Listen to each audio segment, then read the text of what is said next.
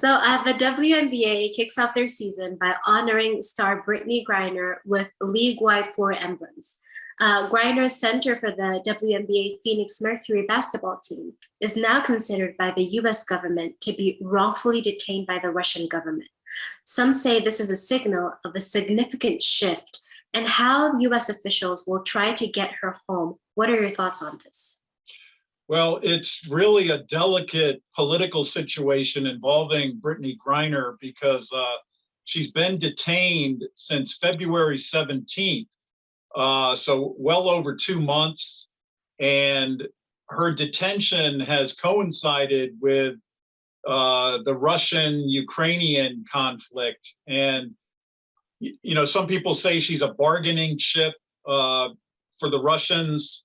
So there has been negotiating, but I think it's going to intensify in the next few weeks as the USA tries to gain her release. But one thing to keep in mind is she was in Russia to play for her Russian basketball team outside the WNBA season. And I know that that's controversial in and of itself. The WNBA has a shorter season than the NBA, and the salaries are nowhere near what NBA players receive. But I do think we're going to see movement in gaining her release by the Americans in the next few weeks. Mm-hmm. And a Kenyan-born Bahrain athlete, Damaris Mude, has been found dead in Kenya a couple of weeks ago. And this murder follows the killing of another athlete in Kenya, a rising Olympic runner, Agnes Triop, back in October. What do you say about these killings of female athletes? Tragic story out of Kenya. I think there is now much more awareness about gender-based violence, not just in Kenya, but here in the United States, as well as all across Africa.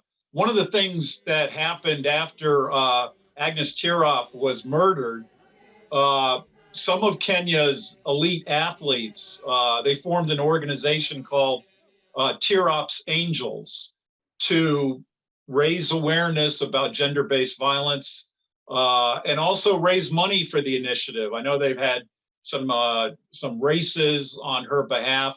I think it's going to have positive repercussions in terms of gender-based violence in the sports world. Right. Sonny, thank you for that, and for also bringing that example that in the US, things like that do happen as well. Now, bringing you to the ruling of February 22nd, 2022, where the US women national team settled their class action equal pay lawsuit against the US Soccer Federation, winning that $24 million. What do you think about that? And I guess a follow-up question would be, do you think that will trigger same type of actions on the continent and in the sports world for African athletes? I think it could possibly help African athletes in the long run, but one thing to keep in mind is the U.S. women's national soccer team has been probably the best female soccer team in the world. A large part of their budget comes from corporate sponsorship.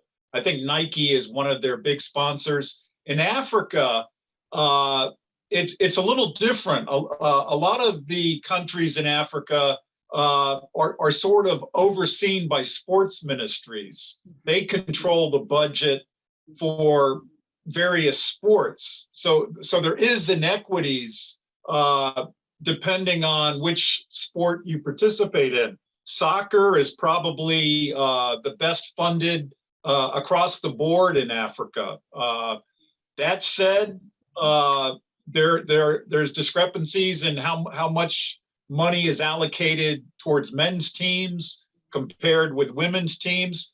I do think in the future there will be, I won't say it's going to be an even keel, but I think women in Africa are going to start to see more endorsements and more money coming their way because of this action by the U.S. women.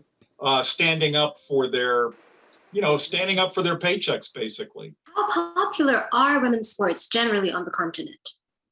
I think they're picking up in popularity. I do think soccer by far, whether it's men's or women's, a lot of people say it's the king of African sports, soccer or football.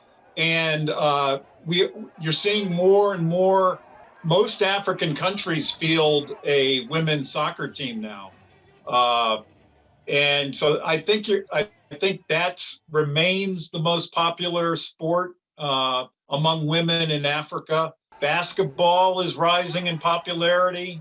Track and field also is a big sport for female athletes. So those are just a few.